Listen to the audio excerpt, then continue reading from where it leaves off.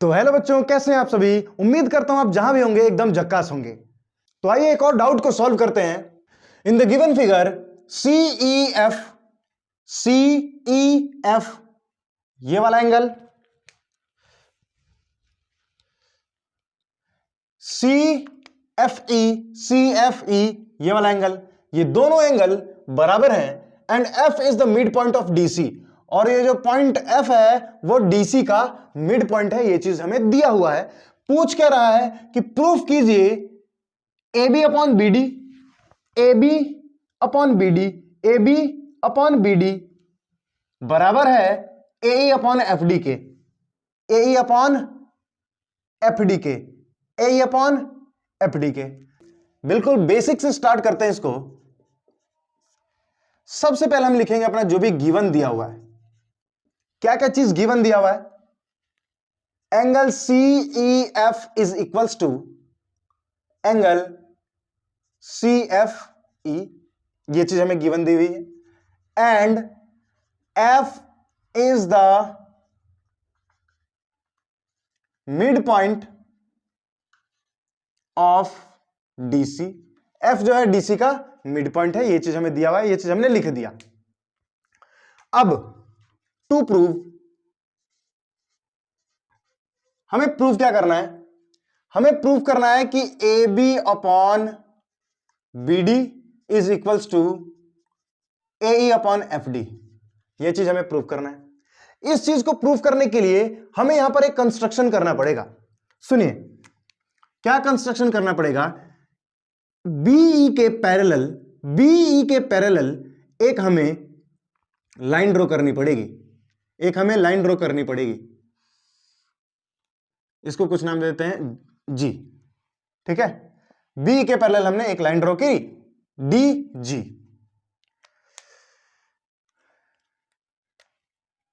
Construction में हम क्या लिखेंगे।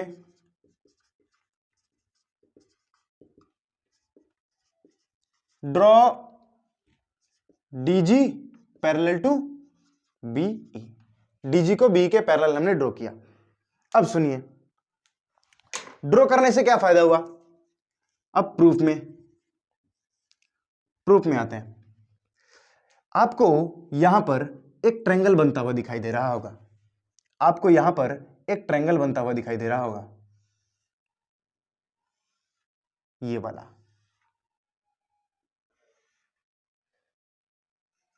GDFEC ये वाला आपको ट्रायंगल बनता हुआ दिखाई दे रहा होगा, जिसमें ये वाला एंगल और ये वाला एंगल इक्वल दिया हुआ है, ठीक है। अब सुनिए हमने क्लास 9th के अंदर, हमने क्लास 9th में एक थ्योरम पढ़ी थी जिसका नाम था मिड पॉइंट थ्योरम। उस मिड पॉइंट थ्योरम में हमने क्या चीज प्रूफ किया था कि ये वाला साइड और ये वाला साइड इक्वल था। ये चीज हमने प्रूफ किया था ना। जैसे हमने उसमें क्या करते थे कि इस वाली साइड के पैरेलल एक कंस्ट्रक्शन करते थे, याद आ रहा है, और फिर इसको हम लोग इस पे मिला देते थे। तो ये भी पैरेलल, ये भी पैरेलल, तो ये वाला साइड, ये वाला ट्रायंगल और ये वाला ट्रायंगल आपस में कॉन्ग्रुएंट होता था। तो ये वाला साइड और ये वाला साइड आपस में बराबर होता था, और ये वाला साइड और ये वाला साइड भी आपस में बराबर होता था, क्योंकि पैरेललोग्राम बन रहा था। तो ये वाला साइड इसके बराबर, ये वाला साइड इसके बराबर, तो फिर ये वाला साइड और ये वाला साइड भी आपस में बराबर होता था। ये चीज हमने मिड पॉइंट थ्योरम में हमने पढ़ी हुई है। तो इसी बात को लिख देते हैं। इन ट्रायंगल CDG सिंस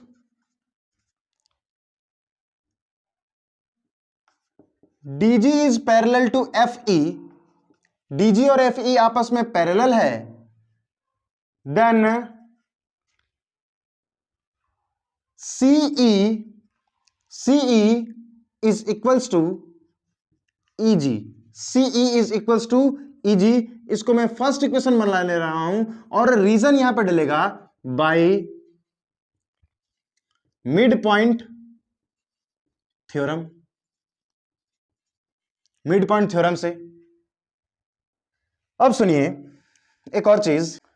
यहां पर हमें एक और चीज दिया हुआ है कि ये जो पॉइंट F है वो CD का मिड पॉइंट है। It is given that F is the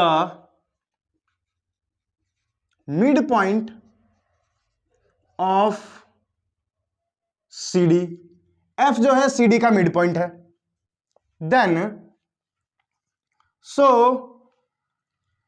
D F is equals to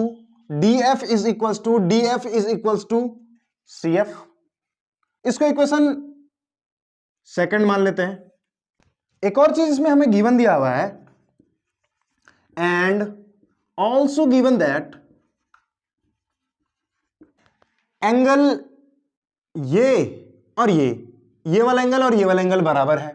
तो ये वाला एंगल ये और ये वाला एंगल बराबर होने की वजह से ये जो ट्रायंगल बन रहा है ये हमारा आइसोसेलेस ट्रायंगल बन रहा है, और आइसोसेलेस में ये दोनों एंगल बराबर है, तो इसके ऑपोजिट वाली साइड यानी ये वाली साइड और इसके ऑपोजिट में साइड ये वाली साइड, ये दोनों साइड्स भी आपस में बराबर होंगी।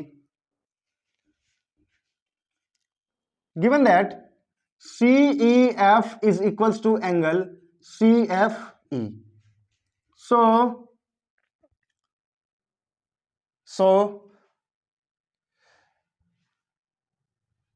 CF is equals to CE, CF is equals to CE। इसको मैं इक्वेशन थर्ड मान ले रहा हूं। रीजन यहां पे क्या डलेगा, sides opposite to equal angles are equal, ये हमने रीजन डाल दिया। इस वाले इक्वेशन और इस वाले इक्वेशन को देखिए, इसमें भी CF जो है और इसमें भी CF जो है दोनों बराबर हैं, तो ये बराबर होने से क्या होगा कि DF और CE बराबर हो जाएंगे। From equation second and third, इन तीनों इक्वेशन से, इन दोनों इक्वेशन से CF जो है वो बराबर आ गया मेरा, सॉरी DF जो है वो बराबर आ गया मेरा CE के। इसको मैं इक्वेशन फोर्थ मान ले रहा हूं, इसको मैंने इक्वेशन 4 मान लिया। अब देखिए, अब इक्वेशन इसको देखिए, इन दोनों इक्वेशंस को देखिए, इक्वेशन 1 और इक्वेशन 4 को देखिए, CE C, इसका मतलब EG और DF भी बराबर होगा। Now from equation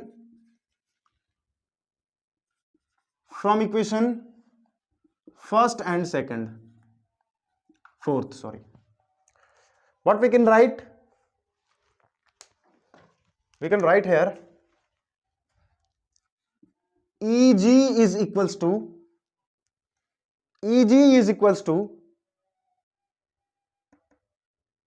DF। हम यहां से क्या लिख सकते हैं कि जो EG है वो DF के बराबर है।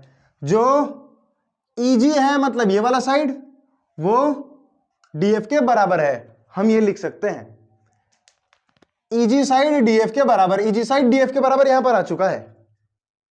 अब देखिए क्या, now in triangle ABE,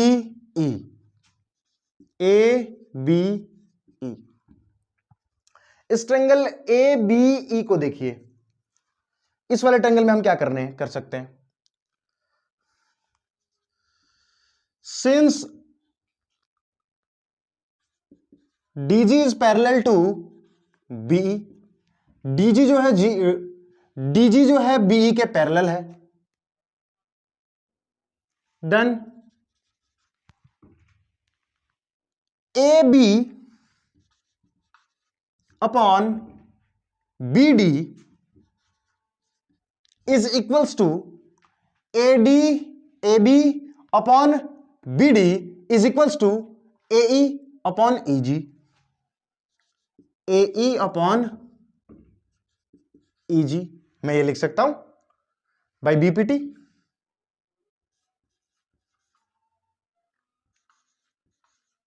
Thales theorem से हम ये चीज लिख सकते हैं। अब मैंने यहां पर AB अपॉन BD क्यों लिया, मैंने AD अपॉन BD क्यों नहीं लिया, या फिर मैंने BD अपॉन BA क्यों नहीं लिया। सुनिए, हमने बीपीटी के अंदर पढ़ा हुआ है, बीपीटी के अंदर पढ़ा हुआ है कि किसी भी ट्रायंगल के अंदर अगर ये वाली साइड और ये वाली साइड पैरेलल हो तो इस वाले साइड और इस वाले साइड का रेशियो इस वाले साइड और इस वाले साइड के रेशियो के बराबर होता है ना। ये छोटा वाला और ये छोटा वाला, ये छोटा वाला और ये छोटा वाला, ये दोनों का रेशियो बराबर होगा, प्लस इसका रेशियो और इनमें इस छोटे का रेशियो, इसका रेशियो प्लस इस छोटे का रेशियो भी बराबर होता है। एक और चीज में हम लिख सकते हैं, इस पूरे बड़े वाले साइड का रेशियो प्लस इस छोटे का रेशियो, इस पूरे बड़े वाले साइड का रेशियो और इस बड़े वाले साइड का रेशियो, ये दोनों रेशियो भी आपस में बराबर होंगे। ये चीज हमने बीपीटी में पढ़ी हुई है अच्छे तरीके से, थेल्स थ्योरम में हमने पढ़ी हुई है। तो उसी चीज के लिए, क्योंकि मुझे AB अपॉन BD प्रूफ करना था, AB अपॉन BD प्रूफ करना था, वो चीज हमें देखना था, इसकी वजह से मैंने ये लिया। तो मैं यहां पर ये लिख सकता हूं। अब देखिए यहां पे कैसे भी मेरा EG हट जाए, देखिए यही आ चुका, बस FD है, EG हट जाए, EG की जगह FD आ सकता है क्या, EG की जगह FD आ सकता है, DF है ना, वही तो है। तो यहां पर मैं सब्स्टिट्यूट कर दे रहा हूं, bye substituting the value of EG